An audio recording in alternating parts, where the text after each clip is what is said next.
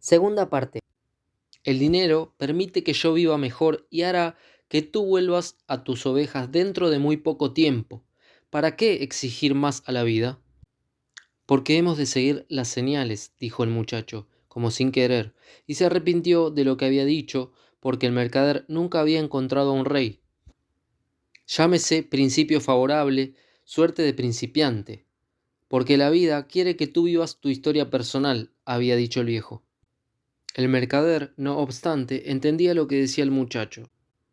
La simple presencia del mismo en la tienda ya era una señal, y al transcurrir los días, con el dinero entrando en la caja, no estaba arrepentido de haber contratado al español.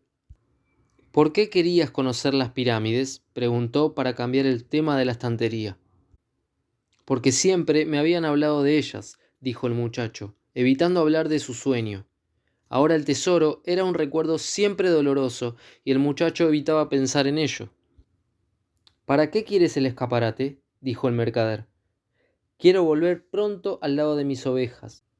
Hemos de aprovechar cuando la suerte está de nuestro lado y hacer todo para ayudarla, de la misma manera que ella nos está ayudando. Se llama principio favorable o suerte de principiante. El viejo dijo después: el profeta nos dio el Corán y nos dejó solamente 5 obligaciones para que las cumpliéramos en nuestra existencia. La más importante es la siguiente: solo existe un Dios. Las otras son rezar 5 veces al día, ayunar en el mes de Ramadán, hacer caridad a los pobres. Cesó de hablar, sus ojos se llenaron de lágrimas al hablar del profeta. Era un hombre apasionado e incluso con toda su impaciencia procuraba vivir su vida de acuerdo con la ley islámica. ¿Y cuál es la quinta obligación?, preguntó el muchacho. Hace 2 días tú dijiste que yo no tenía sueños de viajar, respondió el mercader. La quinta obligación de todo musulmán es un viaje. Debemos ir, por lo menos una vez en la vida, a la ciudad sagrada de la Meca. ¿Por qué no va a la Meca ahora?, preguntó el muchacho. Porque la Meca es lo que me mantiene vivo. Es lo que me hace aguantar todos estos días iguales, estos jarros callados en los estantes, el desayuno y la comida en aquel restaurante horrible. Tengo miedo de realizar mi sueño y después no tener ya motivos para continuar vivo. Tú sueñas con ovejas y con pirámides. Eres diferente de mí, porque deseas realizar tus sueños. Yo solo quiero soñar con la Meca. Ya imaginé millares de veces la travesía del desierto, mi llegada a la plaza donde está la piedra sagrada, las 7 vueltas que debo dar en torno a ella antes de tocarla. Ya imaginé qué personas estarán a mi lado, frente a mí y en las conversaciones y oraciones que compartiremos juntos. Pero tengo miedo de que sea una gran decepción, entonces prefiero solo soñar. No todos pueden ver los sueños de la misma manera. El muchacho calculó que si trabajaba 6 meses más, podría volver a España y comprar 60 ovejas y otras 60 ovejas. En menos de un año habría duplicado su rebaño y podría negociar con los árabes porque ya conseguía hablar aquella lengua extranjera. Desde aquella mañana en el mercado ya no había usado más el Urim y el Turim, porque Egipto pasó a ser solo un sueño tan lejano para él como lo era la ciudad de la Meca para el mercader. Entretanto, el muchacho estaba ahora contento con su trabajo y pensaba en todo momento en el día en que iría a desembarcar en Tarifa como un triunfador. Acuérdate de saber siempre lo que quieres, había dicho el anciano rey. El muchacho lo sabía y estaba trabajando para ello. Una tarde vio a un hombre en lo alto de la ladera quejándose de que era imposible encontrar un lugar decente para beber alguna cosa después de toda la subida. El muchacho ya conocía el lenguaje de las señales y llamó al viejo para conversar. Vamos a vender té para la gente que sube a la ladera, le dijo. Muchas personas venden té por aquí, respondió el mercader. Podemos vender té en jarros de cristal. Así a la gente le gustará el té y querrán comprar los cristales, porque lo que más seduce a los hombres es la belleza.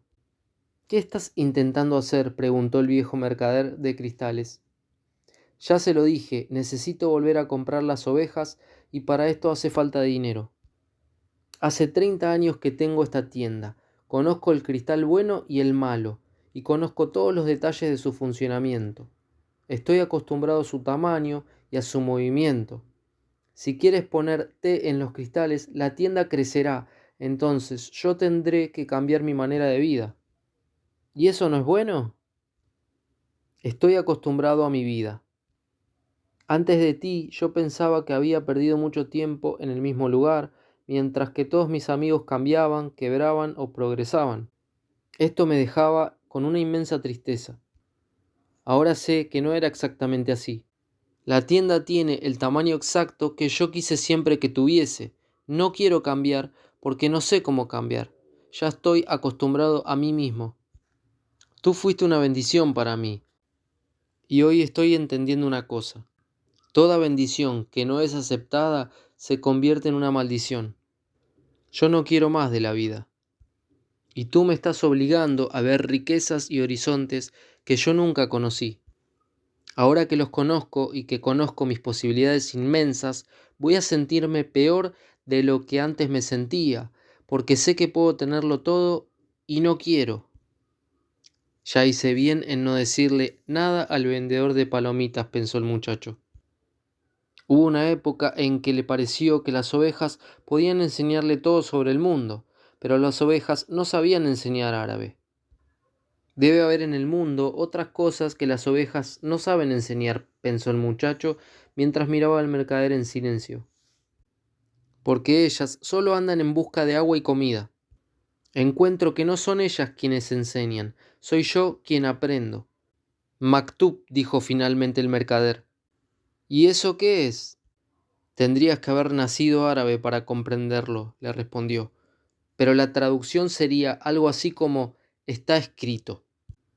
Dijo que el muchacho podía empezar a vender té en los jarros. A veces es imposible detener el río de la vida. En poco tiempo la noticia se difundió y muchas personas fueron a conocer la tienda que hacía algo nuevo con un comercio tan antiguo. El mercader tuvo que contratar a otros 2 empleados. Pasó a importar junto con los cristales cantidades enormes de té que diariamente eran consumidas por los hombres y las mujeres con sed de cosas nuevas. El muchacho se despertó antes de que saliera el sol. Habían transcurrido 11 meses desde que pusiera los pies por primera vez en el continente africano. Se vistió y bajó sin hacer ruido. La ciudad aún dormía, bebió té caliente en el jarro de cristal. Metió la mano en uno de los bolsillos del traje y se quedó unos instantes contemplando lo que había sacado de su interior. Había un gran montón de dinero. Lo suficiente para comprar 120 ovejas, un pasaje de regreso y una licencia de comercio entre su país y el país donde se encontraba. Esperó pacientemente que el viejo se despertase y abriese la tienda. Los 2 fueron juntos a tomar más té. Hoy me marcho, dijo el muchacho. Tengo dinero para comprar mis ovejas, usted tiene dinero para ir a la Meca. Le pido su bendición, dijo el muchacho. Estoy orgulloso de ti, repuso. Tú trajiste alma para mi tienda de cristales, pero debes saber que no voy a la Meca, como también debes saber que no volverás a comprar ovejas. ¿Quién os ha dicho eso?, preguntó el muchacho asustado. Maktub, dijo simplemente el anciano mercader de cristales, y lo bendijo. El muchacho juntó todo lo que tenía. Eran 3 bolsas llenas. Cuando ya se disponía a salir, se dio cuenta de que en un rincón del cuarto estaba su vieja alforja de pastor. Estaba muy estropeada y ya casi no se acordaba de ella. Allí dentro se hallaba todavía el mismo libro y la chaqueta. Cuando sacó la chaqueta, las 2 piedras rodaron por el suelo, Urim y Tumim. El muchacho se acordó entonces del viejo rey y quedó sorprendido al darse cuenta de cuánto tiempo hacía que ya no pensaba en él. Durante un año había trabajado sin parar, pensando únicamente en conseguir dinero para no volver a España con la cabeza baja. Nunca desistas de tus sueños, le había dicho el anciano. Sigue las señales. El muchacho recogió del suelo el Urim y el Tumim y tuvo nuevamente aquella extraña sensación de que el rey estaba cerca. Había trabajado duro durante un año y las señales indicaban que ahora era el momento de partir. Quiero volver exactamente a ser lo que era antes, pensó el muchacho. Las ovejas le habían enseñado una cosa mucho más importante, que había en el mundo un lenguaje que todos comprendían y que el muchacho había utilizado todo aquel tiempo para hacer progresar la tienda. Era el lenguaje del entusiasmo, de las cosas hechas con amor y con voluntad, en busca de algo que se deseaba o en lo que se creía.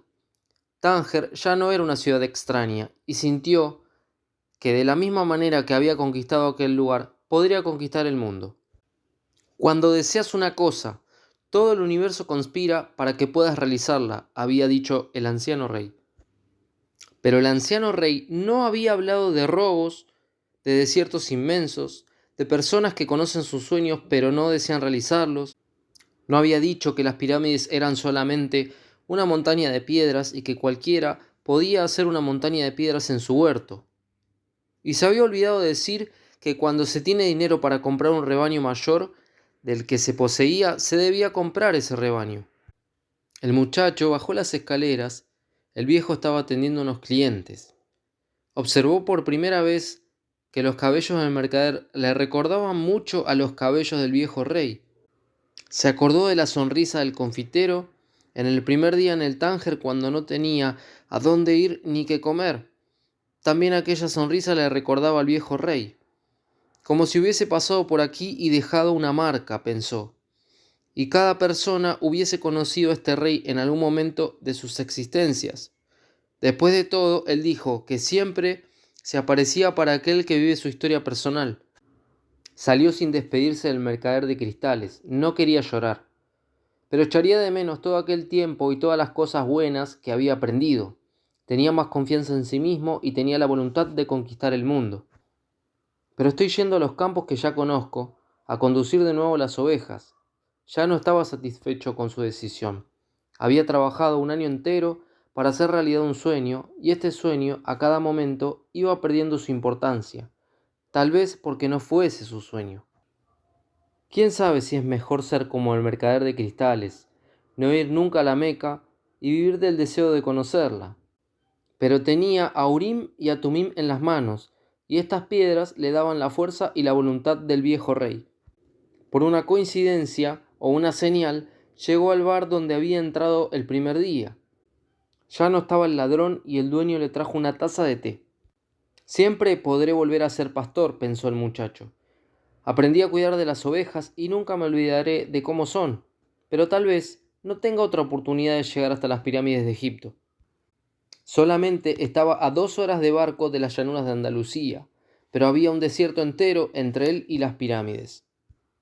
El muchacho percibió tal vez esta manera de pensar la misma situación.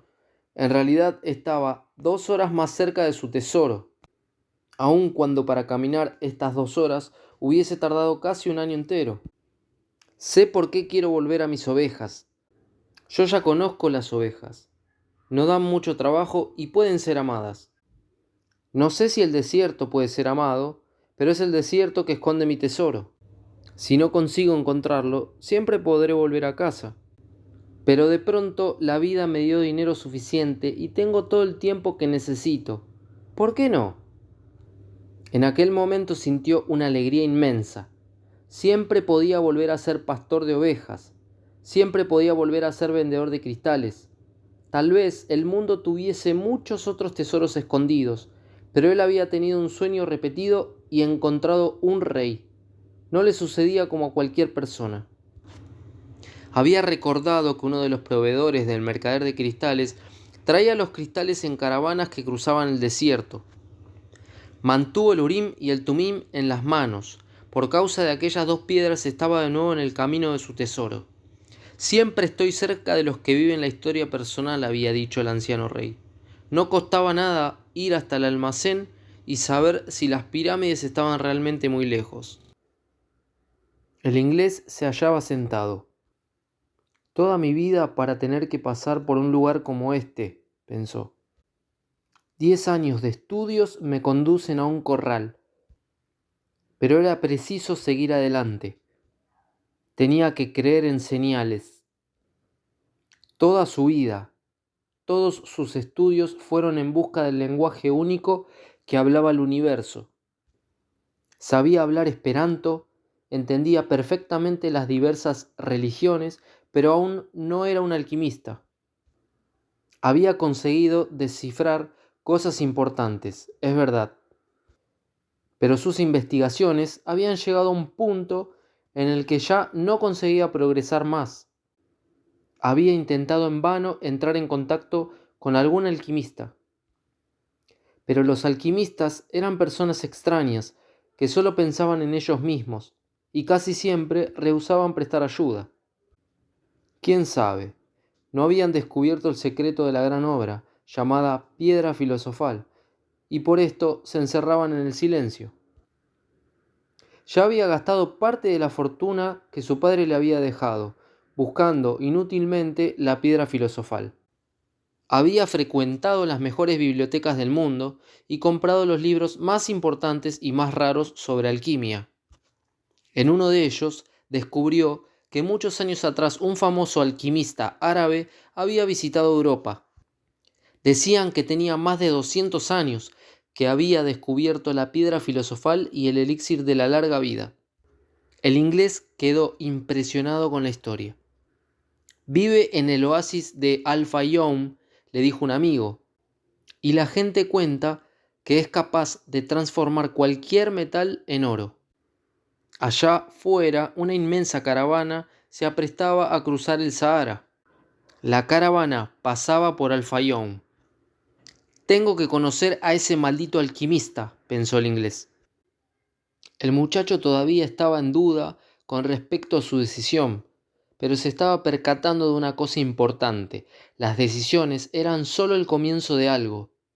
Cuando alguien tomaba una decisión, en realidad estaba sumergiéndose en una corriente poderosa que lleva a la persona a un lugar que nunca había soñado a la hora de decidir. Cuando resolví ir en busca de mi tesoro, nunca imaginé trabajar en una tienda de cristales. De la misma manera, esta caravana puede ser una decisión mía, pero su trayecto será siempre un misterio. Sacó el Urim y el Tumim del bolsillo y empezó a jugar con las dos piedras. ¡Un Urim y un Tumim!, gritó el extranjero. El muchacho, más que deprisa, guardó las piedras en el bolsillo. No están a la venta, dijo. No valen mucho, dijo el inglés. Son cristales de roca, nada más. Hay millones de cristales de roca en la tierra, pero para el que entiende, esos son Urim y Tumim. No sabía que existiesen en esta parte del mundo. Fue el regalo de un rey, dijo el muchacho. El extranjero guardó silencio. Después metió la mano en el bolsillo y sacó, temblando, dos piedras iguales. De modo que hablaste con un rey, dijo. ¿Y usted no cree que los reyes conversen con pastores?, dijo el muchacho, queriendo esta vez poner fin a la conversación. Al contrario, los pastores fueron los primeros en reconocer un rey que el resto del mundo rehusó conocer. Por esto es muy probable que los reyes conversen con pastores. Está en la Biblia, en el mismo libro que me enseñó a hacer este Urim y este Tumim. Estas piedras eran la única forma de adivinación permitida por Dios. Los sacerdotes las llevaban en un pectoral de oro. Quizá sea esto una señal, dijo el inglés como quien piensa en voz alta. ¿Quién le habló en señales? El interés del muchacho crecía por momentos. Todo en la vida son señales, dijo el inglés. El universo está hecho por una lengua que todo el mundo entiende pero que ya se olvidó. Estoy buscando este lenguaje universal, amén de otras cosas. Por esto estoy aquí, porque tengo que encontrar un hombre que conoce este lenguaje universal, un alquimista. Estáis de suerte, dijo el árabe. Esta tarde sale una caravana para Al-Fayoum. Pero yo voy a Egipto, dijo el muchacho. Al-Fayoum está en Egipto, dijo el dueño. ¿Qué clase de árabe eres tú? El muchacho dijo que era español. El inglés se sintió satisfecho, incluso vestido de árabe, el muchacho era por lo menos europeo. Él llama suerte a las señales, dijo el inglés. Si yo pudiese, escribiría una gigantesca enciclopedia sobre las palabras suerte y coincidencia. Es con estas palabras que se escribe el lenguaje universal. Después comentó con el muchacho que no había sido coincidencia encontrarle con el Urim y el Tumim en la mano. Preguntó si también él estaba yendo en busca del alquimista. Estoy yendo en busca de un tesoro, dijo el muchacho. En cierto modo, yo también, dijo. Y no sé qué quiere decir alquimia, añadió el muchacho. Yo soy el guía de la caravana, dijo un señor. Tengo poder de vida y de muerte sobre cada persona que transporto, porque el desierto es una mujer caprichosa y a veces deja locos a los hombres. Había casi 200 personas y el doble de animales. Eran camellos, caballos, burros, aves. Había mujeres, niños y varios hombres con espadas en el cinto y largas escopetas al hombro. Hay varios hombres y dioses diferentes en el corazón de estos hombres, pero mi único Dios es Alá, y por él juro que haré lo posible y lo mejor para vencer una vez más el desierto. Ahora quiero que cada uno de ustedes jure por el Dios en el que cree en el fondo de su corazón, que me obedecerá en cualquier circunstancia. En el desierto, la desobediencia significa la muerte. El muchacho juró por Jesucristo. La gente también estaba pidiendo protección a los dioses. La caravana comenzó a moverse. El muchacho sabía exactamente de qué se trataba. La cadena misteriosa que iba juntando una cosa con la otra, que le había llevado a ser pastor, a tener el mismo sueño, a estar en una ciudad cerca de África y a encontrar en la plaza a un rey y ser robado para conocer a un mercader de cristales y, cuanto más se llega cerca del sueño, más se va convirtiendo la historia personal en la verdadera razón de vivir, pensó el muchacho. Ya atravesé muchas veces estos parajes, dijo un camellero cierta noche, pero el desierto es tan grande, los horizontes quedan tan lejos que hacen que la gente se sienta pequeña y permanezca en silencio. El viento no paraba nunca. El muchacho se acordó del día en que sintió este mismo viento sentado en el fuerte de Tarifa.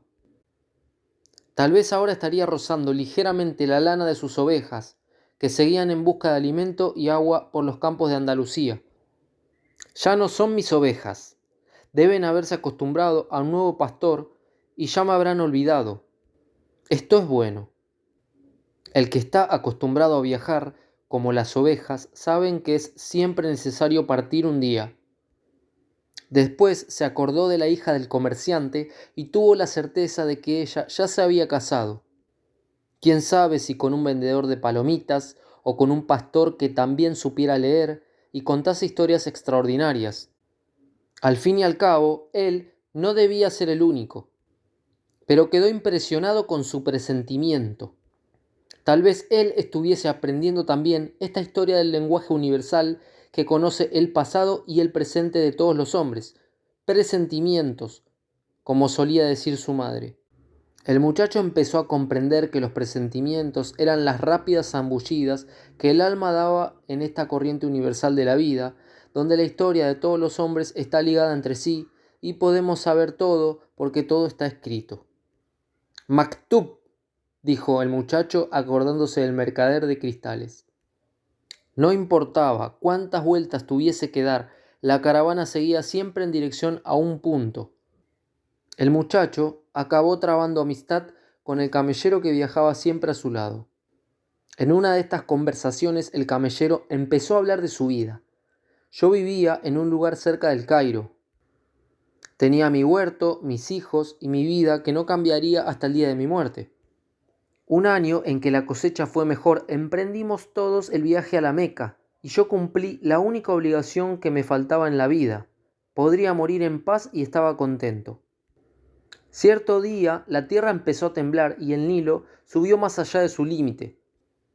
Aquello que yo pensaba que solo sucedía a los otros, terminó sucediéndome a mí. Mis vecinos tuvieron miedo de perder sus olivares con la inundación. Mi mujer temió que nuestros hijos fuesen arrastrados por las aguas. Y yo sentí pavor de haber destruido todo lo que había conquistado. Pero no hubo nada que hacer. La tierra quedó inútil y tuve que buscar otro medio de vida. Hoy soy camellero. Pero entonces comprendí la palabra de Alá.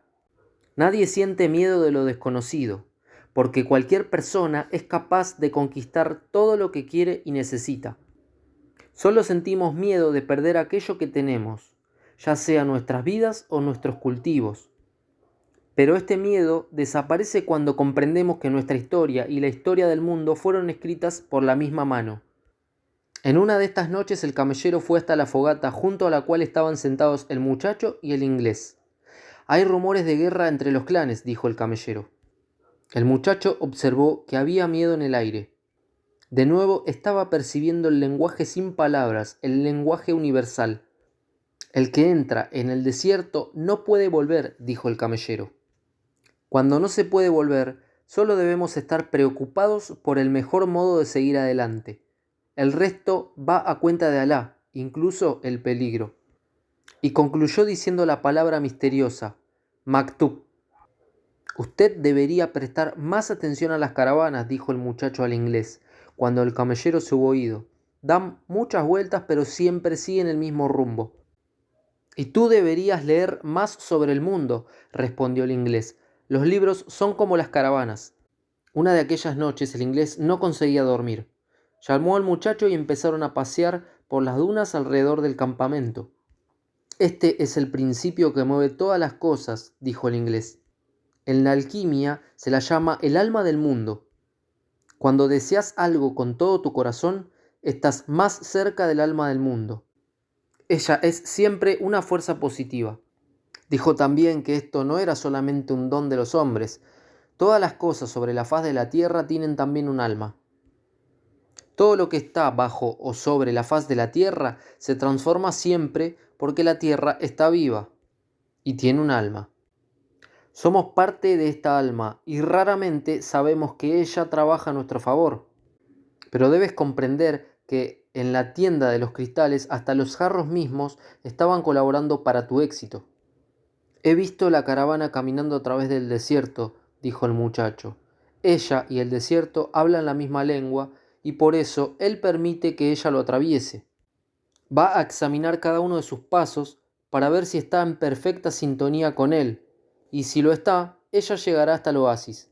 Si uno de nosotros llegase hasta aquí con mucho valor, pero sin entender esta lengua, moriría el primer día. Esta es la magia de las señales.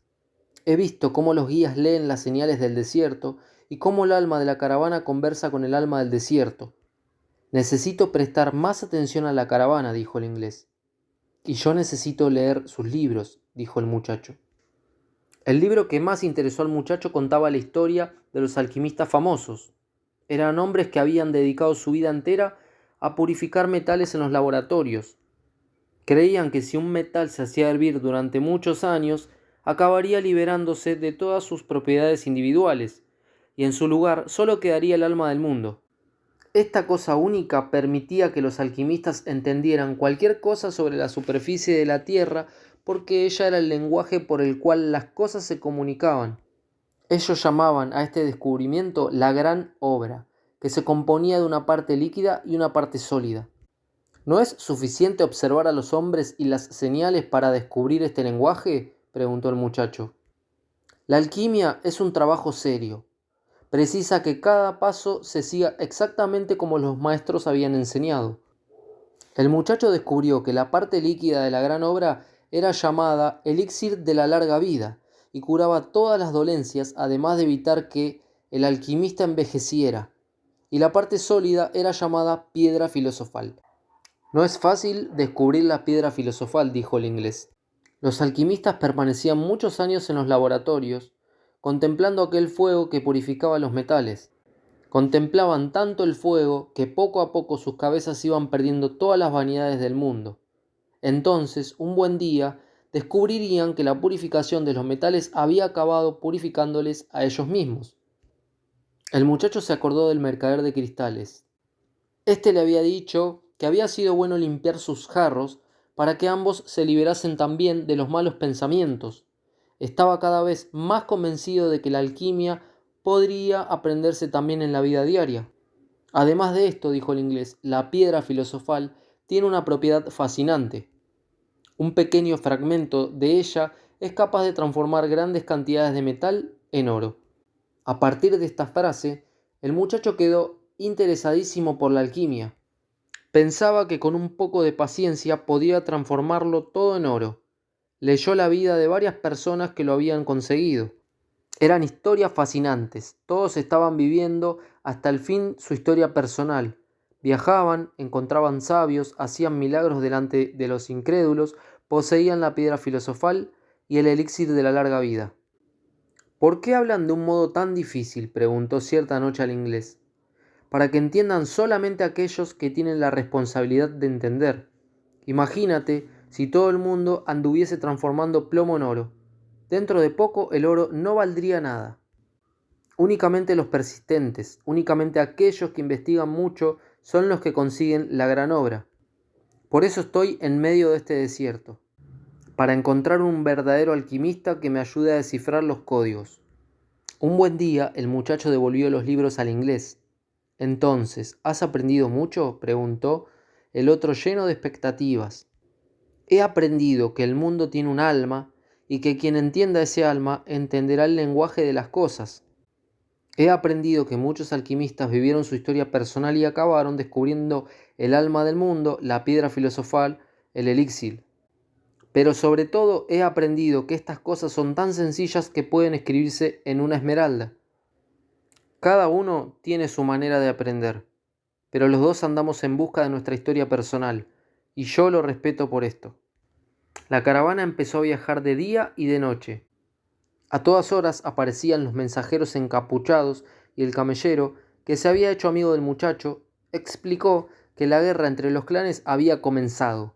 Tendrían mucha suerte si lograban llegar hasta el oasis. Los animales estaban extenuados y los hombres cada vez más silenciosos.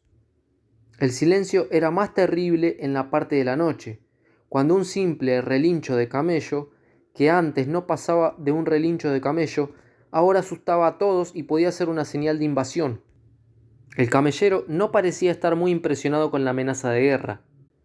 «Estoy vivo», dijo al muchacho. «Mientras estoy comiendo, no hago nada que no sea comer. Si estuviese caminando, solo caminaría. Si tengo que luchar, será un día tan bueno para morir como cualquier otro. Porque no vivo ni en mi pasado ni en mi futuro. Tengo solo el presente y solo él me interesa. Si puedes permanecer siempre en el presente, entonces serás un hombre feliz. Percibirás que en el desierto existe vida, que el cielo tiene estrellas y que los guerreros luchan, porque esto forma parte de la raza humana. La vida será una fiesta, un gran festival, porque ella es siempre y solo el momento que estamos viviendo». El muchacho abrió los ojos cuando el sol empezaba a aparecer en el horizonte. Delante de él se extendía una hilera interminable de palmeras datileras, cubriendo todo el frente del desierto. Todavía tenía que caminar mucho para llegar hasta las pirámides. Pero ahora era el momento presente, la fiesta de la que había hablado el camellero, y él estaba intentando vivirlo como las lecciones de su pasado y los sueños de su futuro. Para él, en este momento, significaba sombra, agua y refugio para la guerra. Así como un relincho de camello podía transformarse en peligro, una hilera de palmeras podía significar un milagro. El mundo habla muchos lenguajes, pensó el muchacho. El alquimista vio cómo los jefes tribales se acercaban al líder de la caravana y conversaban largamente entre sí. Después decidió concentrarse en asuntos más prácticos. Sabía que en aquella caravana venía el hombre al que debía enseñar parte de sus secretos. Las señales le habían contado esto. Todavía no conocía a este hombre, pero sus ojos experimentados le reconocerían cuando lo viese. No sé por qué estas cosas tienen que transmitirse de boca a oreja, pensaba. No era exactamente porque las cosas fuesen secretas. Dios revelaba paradójicamente sus secretos a todas las criaturas. Él solo conocía una explicación para este hecho. Las cosas tenían que transmitirse así, porque estarían hechas de vida pura, y esto difícilmente se capta por medio de pinturas o palabras, porque la gente se fascina con pinturas y palabras y acaba olvidándose del lenguaje del mundo. Los recién llegados fueron traídos inmediatamente a la presencia de los jefes tribales de Al-Fayón. El oasis era mucho mayor que varias aldeas de España. Tenía 300 pozos, 50.000 palmeras datileras y muchas tiendas de colores esparcidas entre ellas. El camellero explicó al muchacho que los oasis en el desierto se consideraban siempre terrenos neutrales, porque la mayor parte de los habitantes eran mujeres y niños. Y había oasis tanto en un lado como en el otro. Así, los guerreros iban a luchar en las arenas del desierto y dejaban los oasis como ciudades de refugio. El líder de la caravana reunió a todos y comenzó a dar instrucciones. Permanecerían allí hasta que hubiese terminado la guerra entre los clanes. Como eran visitantes, debían compartir las tiendas con habitantes del oasis. Después pidió que todos, incluso sus propios centinelas, entregasen las armas a los hombres indicados por los jefes tribales. Son las reglas de la guerra, explicó el líder de la caravana. De esta manera los oasis no podrían albergar ejércitos o guerreros. El muchacho pensaba en su tesoro. Cuando más cerca estaba de su sueño, más difíciles se volvían las cosas. Ya no funcionaba aquello que el anciano rey había llamado suerte de principiante. Lo que funcionaba, sabía él, era la prueba de la persistencia y el valor de quien busca su historia personal. Por esto, él no podía apresurarse ni impacientarse. Si actuase así, acabaría por no ver las señales que Dios había puesto en su camino. No te impacientes, repitió el muchacho para sí mismo, como dijo el camellero, come a la hora de comer y camina a la hora de caminar. El muchacho se había quedado en una tienda con otros 5 muchachos de edad casi igual a la suya. Eran gente del desierto y querían saber historias de las grandes ciudades. El muchacho habló de su vida como pastor y se disponía a contar su experiencia en el establecimiento de cristales cuando el inglés entró en la tienda de la campaña. Te he estado buscando toda la mañana, dijo, mientras se llevaba al muchacho hacia afuera. Necesito que me ayudes a descubrir dónde habita el alquimista. Quizá sea mejor preguntar, dijo el muchacho. El inglés terminó mostrándose de acuerdo y pidió al muchacho, que hablaba mejor el árabe, que lo hiciese él. El muchacho se acercó a una mujer que había llegado al pozo para llenar de agua una bolsa de piel de carnero. Buenas tardes, señora. Quisiera saber dónde vive un alquimista en este oasis, preguntó el muchacho. La mujer dijo que nunca había oído hablar de aquello y se fue inmediatamente. Antes advirtió al muchacho que no debía conversar con mujeres vestidas de negro porque eran mujeres casadas. Tenía que respetar la tradición. El inglés quedó decepcionadísimo. Había hecho todo su viaje para nada. El muchacho se puso triste. Su compañero también andaba en busca de su historia personal. Y cuando alguien hace esto, el universo entero se esfuerza para que la persona consiga lo que desea, había dicho el viejo rey. Él no podía engañarse. Yo nunca había oído antes hablar de alquimistas, dijo el muchacho. Si no, trataría de ayudarle. Algo brilló en los ojos del inglés. ¡Es eso! Quizá aquí nadie sabe lo que es un alquimista. Pregunta por el hombre que cura todas las dolencias de la aldea. Varias mujeres vestidas de negro habían venido al buscar agua al pozo, y el muchacho no conversaba con ellas por más que el inglés se empeñase en que lo hiciera, hasta que se acercó un hombre. ¿Conoce usted a alguien que cure las dolencias de la aldea?, preguntó el muchacho. Alá cura todas las dolencias, dijo el hombre, visiblemente asustado con los extranjeros. Vosotros vais en busca de brujos. Y prosiguió su camino. Otro hombre se aproximaba. El muchacho repitió la pregunta. ¿Por qué queréis conocer a esa clase de hombre? Respondió el árabe con otra pregunta. Porque mi amigo viajó muchos meses para encontrarlo, dijo el muchacho. Si ese hombre existe en el oasis, debe ser muy poderoso, dijo el anciano. Ni los jefes tribales conseguirían verlo cuando les hiciese falta, solo cuando él lo decidiese así. Finalmente apareció una moza que no iba vestida de negro. El muchacho se acercó a ella para preguntarle sobre el alquimista. Entonces fue como si el tiempo se detuviese y el alma del mundo surgiese con toda la fuerza delante del muchacho. Cuando miró los ojos negros de la muchacha, sus labios indecisos entre una sonrisa y el silencio, comprendió la parte más importante y más sabia del lenguaje que el mundo hablaba y que todas las personas de la tierra eran capaces de entender en sus corazones. Y esto se llamaba amor, una cosa más antigua que los hombres y que el propio desierto, y que resurgía siempre con la misma fuerza donde quiera que dos pares de ojos se crucen como se cruzaron aquellos dos pares de ojos delante de un pozo. Los labios finalmente resolvieron dar una sonrisa y aquello era una señal, la señal que él esperaba sin saberlo durante tanto tiempo en su vida, que había buscado en las ovejas y en los libros, en los cristales y en el silencio del desierto. Allí estaba el puro lenguaje del mundo, sin explicaciones porque el universo no necesitaba explicaciones para continuar su camino en el espacio sin fin.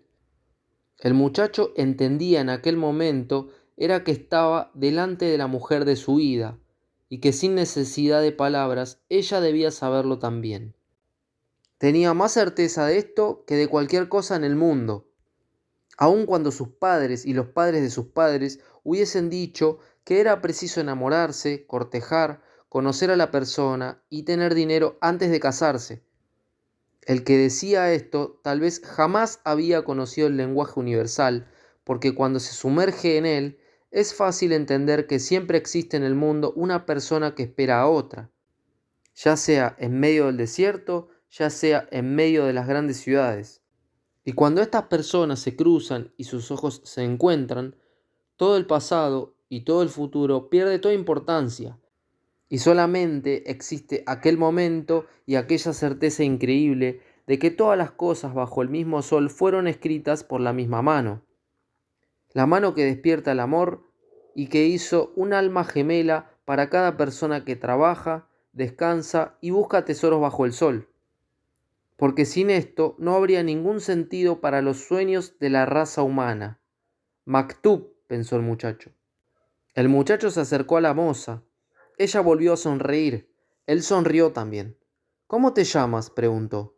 Me llamo Fátima, dijo la moza. Es el nombre de la hija del profeta, dijo Fátima. El muchacho preguntó por el hombre que curaba todas las dolencias. Es un hombre que conoce los secretos del mundo. Conversa con los djinns del desierto, dijo ella. Los djinns eran los demonios, y la moza señaló hacia el lugar donde vivía aquel hombre extraño. Después llenó el cántaro y partió. El inglés partió también en busca del alquimista. El muchacho permaneció entendiendo que algún día el levante había dejado en su rostro el perfume de aquella mujer, y que ya la amaba antes incluso de saber que ella existía, y que su amor por ella haría que encontrase todos los tesoros del mundo. Al día siguiente, el muchacho volvió junto al pozo para esperar a la moza. Para sorpresa suya, encontró allá al inglés mirando por primera vez hacia el desierto. Esperé. Él llegó junto con las primeras estrellas. Yo le dije lo que estaba buscando. Entonces él me preguntó si yo había transformado plomo en oro. Yo le dije que era esto lo que quería aprender. Me mandó que probase. Fue todo lo que me dijo. Ve a probarlo. Poco después de que saliera el inglés, llegó Fátima para sacar agua con su cántaro. He venido a decirte una cosa sencilla, dijo el muchacho. Quiero que seas mi mujer. Yo te amo. La moza dejó que su cántaro derramase el agua. Voy a esperarte aquí todos los días. Crucé el desierto en busca de un tesoro que se encuentra cerca de las pirámides. La guerra fue para mí una maldición. Ahora es una bendición porque me deja cerca de ti. La guerra va a terminar un día, dijo la moza. Fátima era más importante que el tesoro. Los guerreros buscan sus tesoros, dijo la moza, como si estuviese adivinando el pensamiento del muchacho. Y las mujeres del desierto están orgullosas de sus guerreros. Después volvió a llenar su cántaro y se fue. Todos los días iba el muchacho junto al pozo a esperar a Fátima. Le habló de su vida de pastor, le contó acerca del rey, de la tienda de cristales. Se hicieron amigos y con la excepción de los 15 minutos que pasaba con ella, el resto del día le resultaba infinitamente difícil de pasar. Cuando ya hacía casi un mes que estaba en el oasis, el líder de la caravana convocó a todos para una reunión. No sabemos cuándo va a terminar la guerra y no podemos continuar el viaje, dijo. Los combates pueden durar mucho tiempo, tal vez muchos años. Existen guerreros fuertes y valientes en los dos bandos y existe la honra de combatir en los dos ejércitos. No es una guerra entre buenos y malos. Es una guerra entre fuerzas que luchan por el mismo poder. Y cuando esta clase de batallas comienza, dura más que las otras porque Alá está en los dos lados. El muchacho volvió a encontrarse con Fátima aquella tarde y le habló de la reunión. El segundo día que nos encontramos, dijo Fátima, tú me hablaste de tu amor. Después me enseñaste cosas bellas como el lenguaje y el alma del mundo. Todo esto me hace poco a poco ser parte de ti. El muchacho oía su voz y la encontraba más bella que el murmullo del viento en las hojas de las palmeras. Hace mucho tiempo que estuve aquí en este pozo esperándote. Desde niña soñaba que el desierto me traía el mayor regalo de mi vida. Este regalo llegó finalmente y eres tú. Tú me hablaste de tus sueños, del viejo rey y del tesoro. Tú me hablaste de las señales. Entonces no tengo miedo de nada porque fueron estas señales las que me trajeron tu persona. Y yo soy parte de este sueño, de tu historia personal, como sueles llamarla. Por esto quiero que sigas en dirección a lo que viniste a buscar. Si tienes que esperar al final de la guerra, muy bien. Pero si tienes que seguir antes, ve en dirección a tu historia personal. Las dunas cambian con el viento, pero el desierto permanece igual. Así sucederá con nuestro amor. Maktub dijo, si yo formo parte de tu historia personal, volverás algún día. El muchacho salió triste del encuentro con Fátima. Se acordaba de mucha gente que había conocido. Los pastores casados tenían mucha dificultad en convencer a sus esposas de que necesitaban andar por los campos. El amor exigía estar juntos a la persona amada. Le contó todo esto a Fátima. El desierto se lleva a nuestros hombres y no siempre los trae de regreso, dijo ella. Entonces nos acostumbramos a ello. Algunos regresan, y entonces todas las otras mujeres se sienten felices, porque los hombres que ellas esperan también pueden regresar un día. Antes yo miraba a estas mujeres y envidiaba su felicidad. Ahora voy a tener también a una persona que esperar. Soy una mujer del desierto y me enorgullezco de ello. Quiero que mi hombre también camine libre como el viento que mueve las dunas. El muchacho fue a buscar al inglés. Quería hablarle acerca de Fátima. Se llevó una sorpresa al ver que el inglés había construido un pequeño horno al lado de su tienda. Era un horno extraño con un frasco transparente encima. El inglés alimentaba el fuego con leña y miraba el desierto. Sus ojos parecían tener más brillo cuando pasaba todo el tiempo leyendo libros. Para esto no puedo tener miedo de fracasar. El miedo de fracasar fue lo que me impidió probar la gran obra hasta hoy. Es ahora que estoy comenzando lo que podía haber comenzado 10 años atrás. Pero me siento feliz de no haber esperado 20 años para esto. El muchacho se quedó hasta que el desierto empezó a teñirse de un color rosado con la luz del atardecer. Entonces sintió una inmensa voluntad de ir hasta allá para ver si el silencio conseguía responder sus preguntas. Después se sentó en una piedra y se dejó hipnotizar por el horizonte que tenía ante sí. No conseguía entender el amor sin el sentimiento de posesión. Pero Fátima era una mujer del desierto, y si alguien podía enseñarle esto, era el desierto. Presintió un movimiento por encima de su cabeza. Mirando hacia el cielo, vio que eran 2 gavilanes que volaban muy alto. El muchacho se puso a mirar los gavilanes y los dibujos que trazaban en el cielo. Tenía algún sentido para el muchacho, solo que no lograba comprender su significado. Decidió entonces que debía seguir con los ojos el movimiento de las aves. Tal vez pudiera leer algo. Tal vez el desierto pudiese explicarle el amor sin posesión. Empezó a sentir sueño. Su corazón le pedía que no se durmiese, al contrario, debía entregarse. Estaba penetrando en el lenguaje del mundo y todo en esta tierra tiene sentido, incluso el vuelo de los gavilanes, dijo. Y aprovechó la ocasión para agradecer el hecho de estar lleno de amor por una mujer.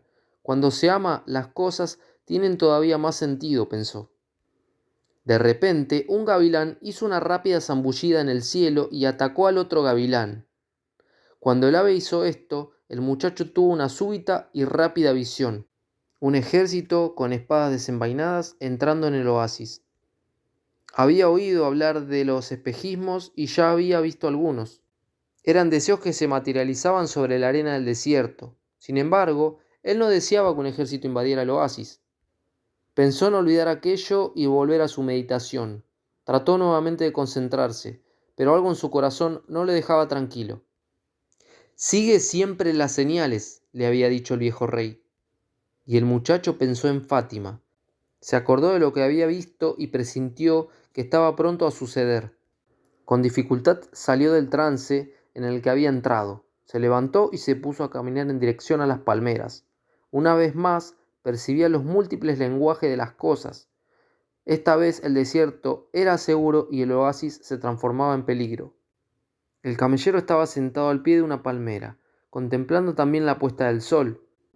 Vio como el muchacho salía de detrás de una de las dunas. Un ejército se aproxima, dijo. Tuve una visión. El desierto llena de visiones el corazón de un hombre, respondió el camellero.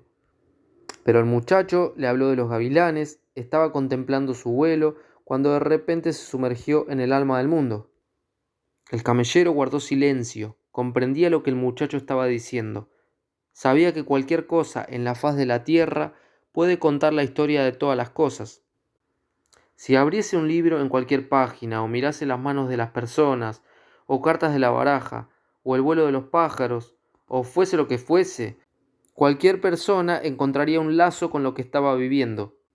En realidad no era que las cosas mostrasen nada. Eran las personas que, mirando hacia las cosas, descubrían la manera de penetrar en el alma del mundo. El desierto estaba lleno de hombres que se ganaban la vida porque podían penetrar con facilidad en el alma del mundo. Eran conocidos como adivinos y temidos por las mujeres y viejos. Los guerreros raramente los consultaban porque era imposible entrar en una batalla sabiendo cuándo se va a morir. Los guerreros preferían el sabor de la lucha y la emoción de lo desconocido. El futuro había sido escrito por Alá, y cualquier cosa que él hubiese escrito era siempre para el bien del hombre. Entonces los guerreros solo tenían el presente, porque el presente estaba lleno de sorpresas, y ellos tenían que prestar atención a muchas cosas. ¿Dónde estaba la espada del enemigo? ¿Dónde estaba su caballo? ¿Cuál era el golpe que debían asestar para salvar la vida? El camellero no era guerrero y ya había consultado a algunos adivinos. Muchos habían dicho cosas ciertas, otros habían dicho cosas equivocadas. Hasta que uno de ellos, el más anciano y el más temido, preguntó por qué el camellero estaba tan interesado en saber el futuro. Para poder hacer las cosas, respondió el camellero, y cambiar lo que no me gustaría que sucediese. Entonces dejará de ser tu futuro, repuso el adivino. Tal vez, entonces, quiero saber el futuro para prepararme para las cosas que vinieren. Si fuesen cosas buenas será una agradable sorpresa, dijo el adivino. Si fuesen cosas malas estarás padeciendo mucho antes de que acontezcan. Quiero saber el futuro porque soy un hombre, dijo el camellero al adivino, y los hombres viven en función de su futuro. El adivino guardó silencio unos instantes. Cuando las personas me consultan, no estoy leyendo el futuro, estoy adivinando el futuro. Porque el futuro pertenece a Dios. y Él solo lo revela en circunstancias extraordinarias. ¿Y cómo consigo adivinar el futuro? Por las señales del presente. El presente es donde está el secreto. Si quieres prestar atención al presente, podrás mejorarlo. Y si mejoras el presente, lo que sucederá después también será mejor. Olvídate del futuro y vive cada día de tu vida en las enseñanzas de la ley y en la confianza de que Dios cuida de sus hijos. Cada día trae en sí la eternidad. El camellero quiso saber cuáles eran las circunstancias en las que Dios permitía ver el futuro. Cuando Él mismo lo muestra, y Dios muestra el futuro raramente y por una razón única, es un futuro que fue escrito para ser cambiado. Ve a hablar con los jefes tribales, dijo el camellero. Háblale de los guerreros que se aproximan. Se van a reír de mí.